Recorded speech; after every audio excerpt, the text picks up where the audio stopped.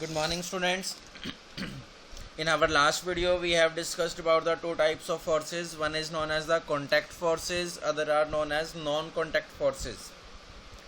Contact forces are of generally we can say about that they are of the two types. One is the muscular, other is frictional. Non-contact forces are of three types: magnetic, electrostatic and gravitational. When the work of magnet is done, then it is known as the magnetic force. When it is the force due to electric charges between one body to another body, that is known as the electrostatic force. And if this force is between the earth and any other, that is known as the force of gravity. The value of force of gravity is 9.8, and to calculate the weight of an object on the earth is equal to the mass of gravity into mass of object into gravity. Now we come to an important topic, that is known as the pressure. Pressure is the force exerted by an object per unit area. Suppose if I apply a force to the wall, then it is generally the force. But when it is applied in a per unit area, then it is known as the pressure. So force acting per unit area is known as pressure. It is very important for us and helps to determine the many applications of our daily life. We can give the very important examples. So to calculate is, the formula is pressure is equal to force per unit area, that is force divided by area, and its SI unit is, common SI unit is known as Pascal, which is also known as Newton per meter square. And in case of CGS system, the units of pressure is Dyne per centimeter square. So as the force increases, if I apply more amount of force to the wall, then the pressure increases. And as the surface area increases, on applying this force on whole wall, if I apply on a single brick, then it is the more amount of pressure acting on the that brick. Okay, so if we can give you a very important example. The very first example is that is using hammer.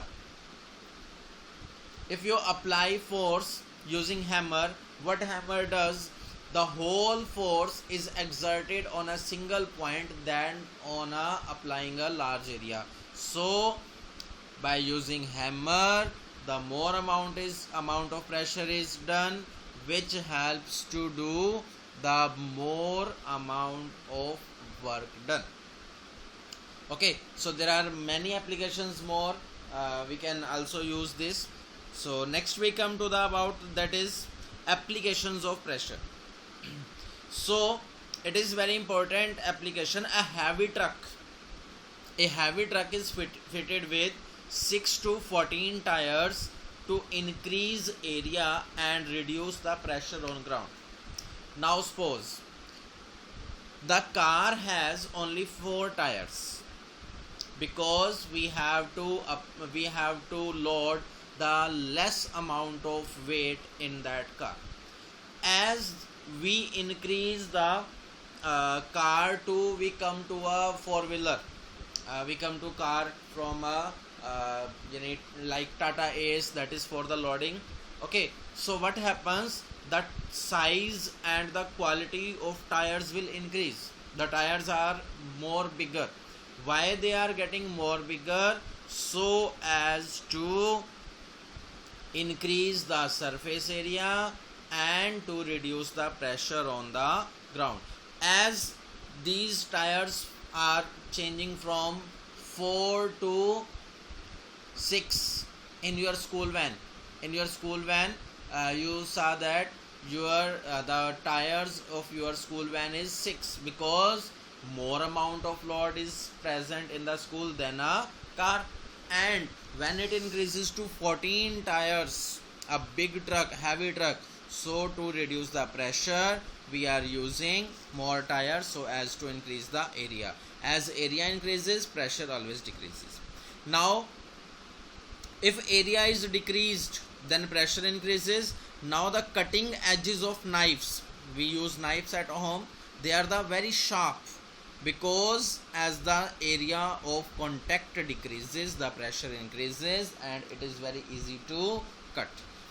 Okay, so this is very important. Next numerical to calculate the pressure, if you are giving force and area, then the simple formula is pressure is equal to force by area. Pressure is given in Newton, area is given in meter, so divide 200 by 5, that is equal to 40 Newton per meter square or 40 Pascal. If it is given in dyne per centimeter square, then you have to put the units dyne per centimeter square. After the application of pressure, we come to the pressure applied by liquids.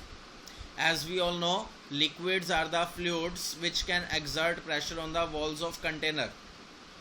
Because if I take a bottle filled with water and do a small hole, then the whole water will comes out due to the pressure. Okay, if the hole is more bigger, then large amount of water is displaced due to large amount of water or large amount of pressure. So as the force increases or weight increases, weight of the liquid increases, pressure increases. All liquids have weight and exerts pressure at the bottom of container. More is the height of liquid, more is the pressure. Like if the volume is more, then mass is more, then also pressure will be increased. Okay, it is having one more application, that water supply tank is made at the higher place in buildings, at higher height, because more is the height, more is the pressure. And in our washrooms or bathroom, the water will come at high pressure. Okay, again very important, one more very important application is the walls of dam is made thicker at the bottom. At the bottom, the walls of dam is made very thick, because as the pressure increases with depth, because as the mass increases, the pressure increases with depth, hence it is having more chances of breaking of the dam. Next we come to the after this how we can calculate the pressure. Manometer is used to calculate the pressure. Manometer is a instrument which is used to calculate the pressure. Next is the buoyant force. It is the upward force exerted by the liquid. It is the upward force exerted by the liquid called as buoyant force or buoyancy. It is also called buoyant force or buoyancy. Okay. Next heading is atmospheric pressure. It is defined as the pressure exerted on an object by the weight of air above it is called atmospheric pressure. Or it can be simply said that the pressure exerted by air on any object is known as atmospheric pressure. Okay? By the weight of air only we can write by the weight of air is called atmospheric pressure. It is defined as the pressure exerted on an object by the weight of air is known as atmospheric pressure. The measurement of air pressure helps in predicting the weather. As the air pressure in our environment, in our sky increases, then the scientist will forecast, will predict that it may be possible of rain, it may be possible of storm. Okay, so this prediction can be done by the weather forecast office. And blowing up of air in tires. Tires, you can say about the car tires, they are having different pressure, so that air is filled into it. Okay, the atmospheric pressure decreases with altitude. As the altitude increases, the atmospheric pressure decreases. As we go up to the hill station, then the atmospheric pressure will decrease because the air becomes thinner, and as the mass of air decreases, the pressure will decreases. And the last we come to know about the what is barometer and manometer. Two things are there. Manometer is a U-shaped device which is used to measure the pressure, and nowadays mercury barometer is used. Mercury manometer, named as barometer, is used. As the pressure changes, the height of mercury changes, and if the pressure is 760 millimeter of mercury, then it is known as the 1 atmospheric pressure. So this is all about this chapter. The chapter has been finished. Try to solve the question answers. Solutions will be provided later. Thanks and have a nice